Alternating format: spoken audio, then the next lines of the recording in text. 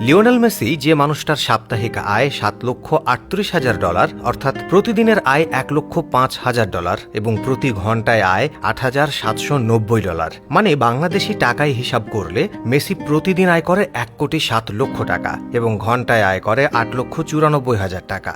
বাপরে বাপ, বুঝছেন বিষয়টা?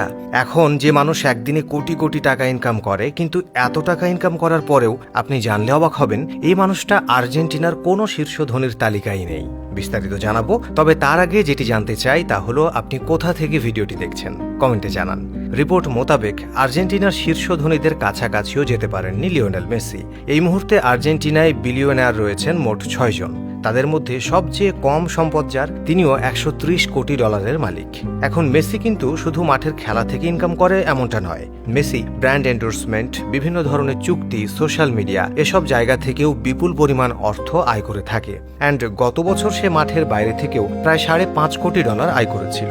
আর ফোর্বসের হিসেব অনুযায়ী মেসি সারা জীবনে মোটামুটি $115 কোটি বেশি আয় করেছে এবং তার বর্তমান সম্পদের পরিমাণ অ্যারাউন্ড $60 কোটি বেশি। অথচ আর্জেন্টিনার 1 নম্বর ধনী মার্কোস গ্যালপেরিন, যিনি একটি ই কমার্স প্ল্যাটফর্মের মালিক, তার বর্তমান সম্পদের মূল্য $410 কোটি।